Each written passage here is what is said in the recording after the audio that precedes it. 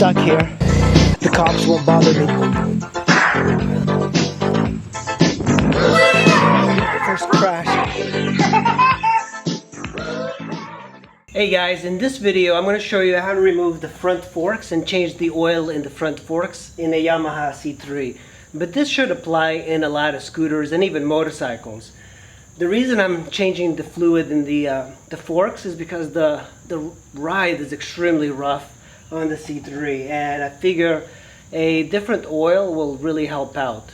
So let's get started. You want to put it just so it lifts up the front end of the C3. You don't have to put a lot of pressure or anything. You have a 9/16 wrench, and that's going to fit here, also going to fit here. Now the axle should be loose. Lift up on the tire, and here comes the axle. That's the axle for the front tire. And what I like to do is put the nut on one end, and make sure you put this all aside. The good thing about the C3, you can put it inside the compartment here so you don't lose it.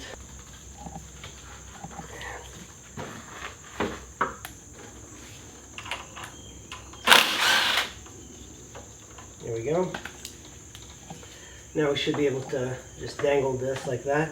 Yep, 9/16. I'm just going to put this here using a wrench. I don't know if you guys can tell. And that's pretty loose. You don't have to remove it, I don't think. Using a 10mm, just put it on top and undo it, and it'll come out.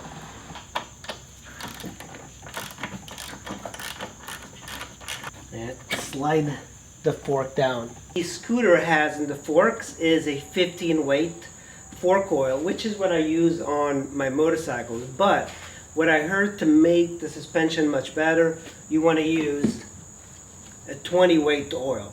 So this was $10 from Cycle Gear, and I am going to start by removing the oil in the forks. Really interesting that these tiny little forks are what's holding up the suspension on the C3. They're absolutely tiny. So let's get started. And now you just put it this way. This is the left.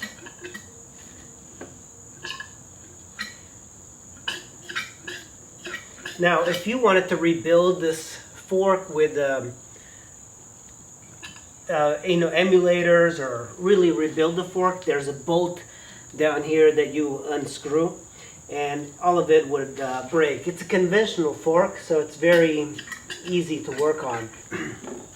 You could also get different springs, but I don't have different springs, I just have these.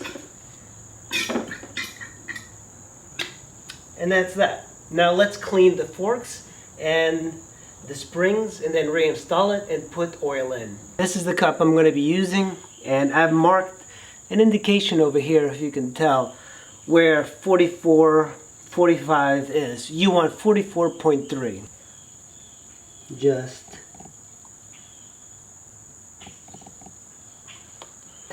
let's see. Too much. Let's put a little bit more here. I'm just gonna pour it in. And now you have your spring, and just drop it in there nice and slowly. And that's that. Now let's put this aside.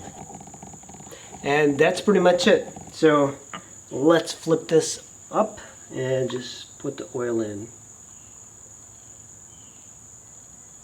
Now we're gonna fit our spring in here, and that's that. So slide the fork in until it hits the top, and then you're going to tighten this up.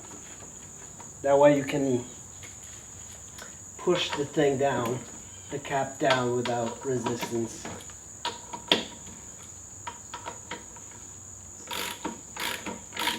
Push down on the spring, and just kind of twist it. There we go.